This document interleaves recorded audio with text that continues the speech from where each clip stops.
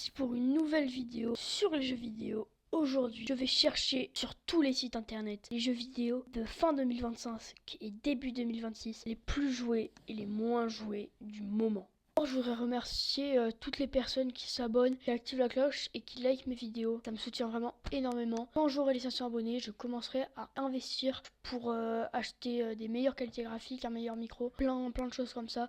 En attendant, abonne-toi si tu veux que ça se passe. Et c'est parti pour le début de la vidéo.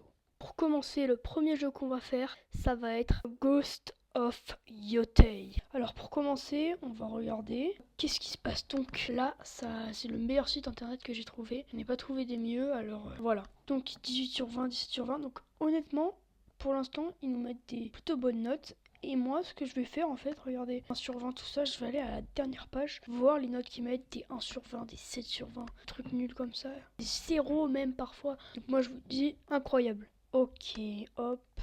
Oh là là, en 5 sur 20, très décevant par rapport à son aîné, surtout le scénario qui manque clairement d'inspiration. Aucune révolution graphique majeure, je m'attendais à une claque sur pro, j'en ai rien. Sucker Punch devrait demander conseil à Ubisoft, car c'est avec AC Shadow, on sent qu'une étape a été franchie. Côté gameplay, c'est un peu mieux que GOT, mais la partie d'infiltration est décevante. Le vent et les lapins, c'est certes sympa, mais ça n'en fait pas pour autant un OE révolutionnaire qui casse les codes. Oh là là. Un 20 sur 20 maintenant. Quelle belle aventure je viens de vivre. Non, franchement, c'est clairement meilleur exclusivité sorti par à ce jour sur PS5. Tout était parfaitement maîtrisé par leur développeur qui nous a concocté un vrai petit bijou. Graphiquement et techniquement dans le haut du panier, ce qui fait aujourd'hui sur console. Un gameplay vraiment très cool, un OST plaisante et un doublage réussi aussi avec un scénario que j'ai trouvé particulièrement intéressant. Donc vous voyez la différence. Si on regarde la moyenne au début, bah là 100% entre 16 à 20, 11 à 15, 11 personnes, 6 à 10, 3 personnes, 14 personnes, 0 à 5. Donc franchement, il y a un net avantage sur les 16 à 20 quoi. Donc ici la moyenne est 16.4 sur 20. Moi, je vais vous dire ce que j'en pense. Je l'ai essayé un petit peu chez des amis, mais je n'ai pas le jeu lui-même, donc je ne pourrai pas faire de vidéo dessus. Je suis désolé. Donc je vais tout de suite vous dire la note que je vais le mettre. Je pense que la note que je vais mettre, c'est une très bonne note. Je vais mettre un 8,5 sur 10. Donc franchement, le jeu est assez incroyable. Les graphismes sont vraiment bien. Le gameplay incroyable. J'ai pris une partie en cours de route quand j'y ai joué, mais même j'ai trouvé ça tellement bien. Les villageois, les villages, tout ça, mais vraiment, les boss, tout ça, mais c'est tellement incroyable. Franchement, 8,5 sur 10, même 9 sur 10, ça le mérite. Et maintenant, au prochain jeu qui est Donkey Kong Bonanza.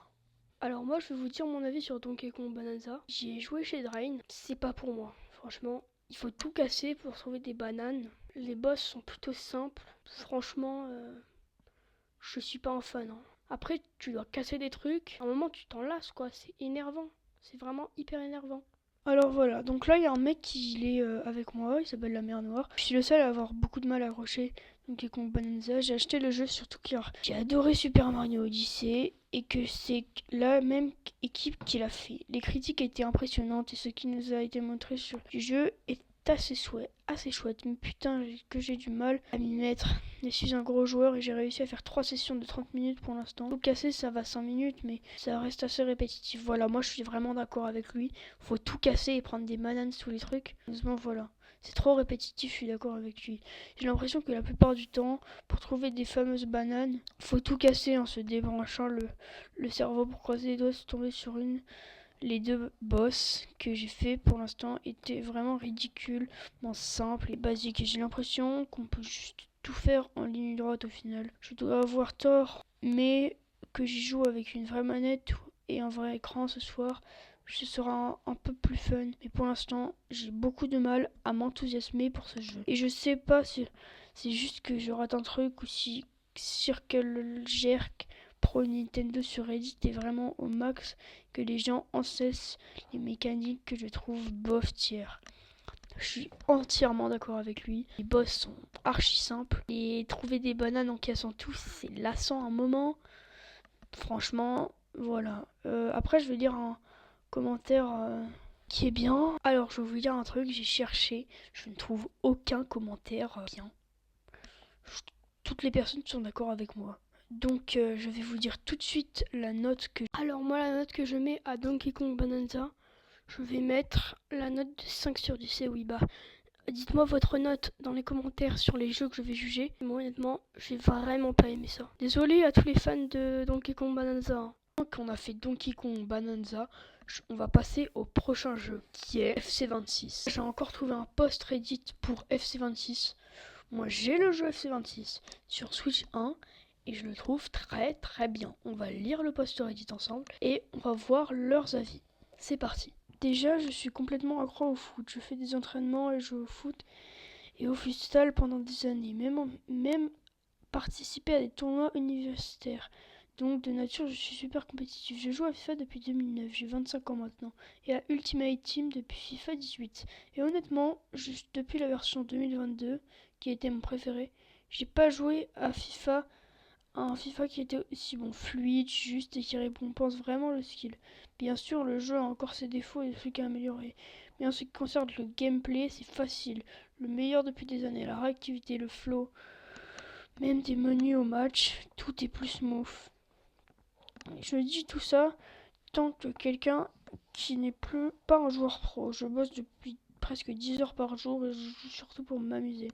Pour utiliser des joueurs que j'admire, que ce soit des équipes qui collent avec le genre de foot que j'aime, pas passe rapide, un vrai buteur qui porte le 9, de bons coups francs.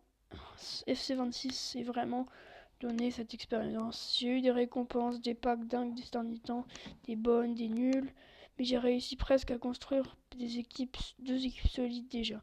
J'ai grindé pas mal, vraiment, de squad battle, mais je suis déjà en division 6 en Rivals, et samedi je serai probablement en division 4 au moins. Peut-être que je suis une exception, mais j'ai rencontré des bugs, des joueurs toxiques ou d'abuseurs d'exploits. J'ai pris des grosses défaites et j'en ai infligé quelques-unes à moi-même. Comme ça devrait être. J'ai aussi partagé une capture d'écran des équipes que j'ai à ATM. J'aime bien aussi changer des choses selon les objectifs ou les squad battle. Les packs, surtout les 70 plus et les 80 plus rares, ont été étonnants bons avec moi ces derniers temps. C'est évidemment un avis très personnel et général, mais honnêtement, le jeu est vraiment bon en ce moment, surtout pour quelqu'un qui est un joueur casual, mais un vrai fan de foot. Ok, donc lui c'est plutôt un avis très très positif, on est d'accord. Je vais essayer de trouver d'autres trucs mieux. Pas bien, les serveurs sont tellement nuls, je viens de construire un PC de jeu de dingue, en gros le top du top en 5090.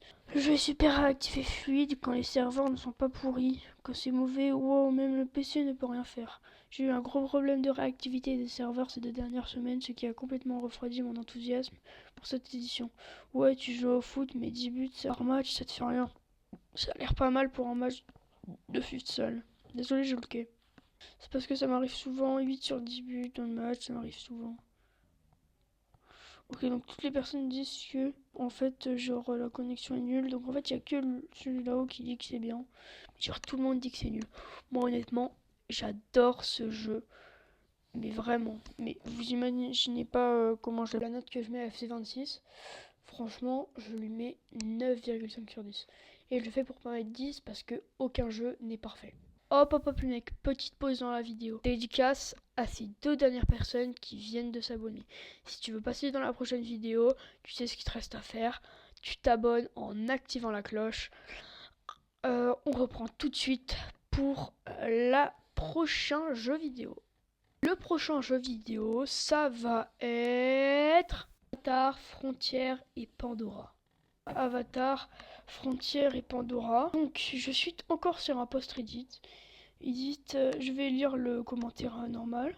Honnêtement, j'ai vu de meilleures customisations de personnages ailleurs. Mais je dois avouer qu'on a été plutôt bien. Il y a aussi une petite courbe d'apprentissage. J'ai eu du mal au début avant de prendre le coup de main. Je déteste le système de faim et de santé perso. Ça pourrait être fun en mode survie plus libre. Mais là, c'est pas fait pour moi. J'aimerais aussi avoir plus de contrôle de notre personnage pendant les dialogues.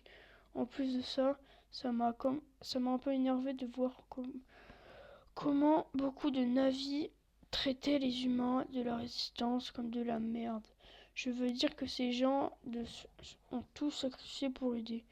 Ils ne rentreront jamais chez eux, ils ne reverront plus jamais leur famille. Et puis l'écriture pourrait être meilleure. L'objectif réel de Mercer aurait été mieux servi en clonant simplement des navis pour qu'ils soient élevés entièrement par des humains, plutôt que d'enlever des enfants. Ça aurait probablement été moins cher aussi, et il aurait pu garder la couverture à l'approche humanitaire.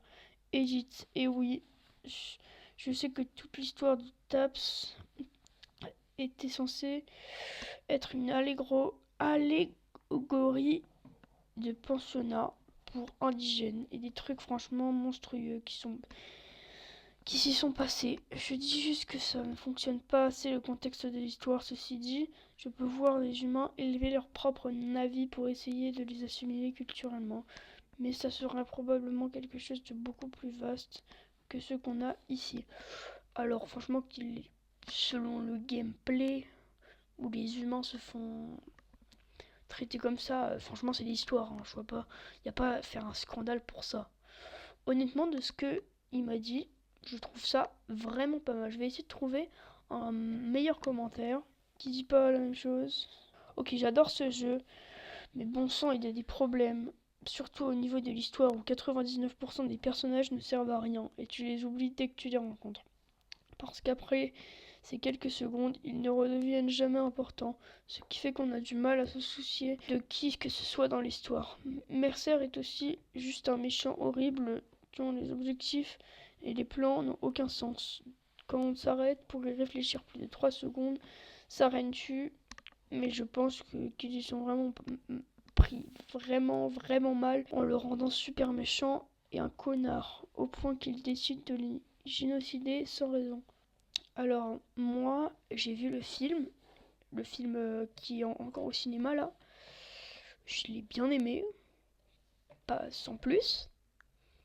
Le jeu je pense qu'il peut être pas mal. Mais là, franchement de ce qu'ils disent, bon, vous savez ce que je dirais. Si je dois mettre une note sur 10, je pense que je mettrais... Comme note, je pense que je mettrais facile 7 sur 10. Bon les amis, je crois qu'on a fait le tour. 1000 pouces bleus, je vous fais une partie 2. C'était Litoé, à la prochaine dans une prochaine vidéo.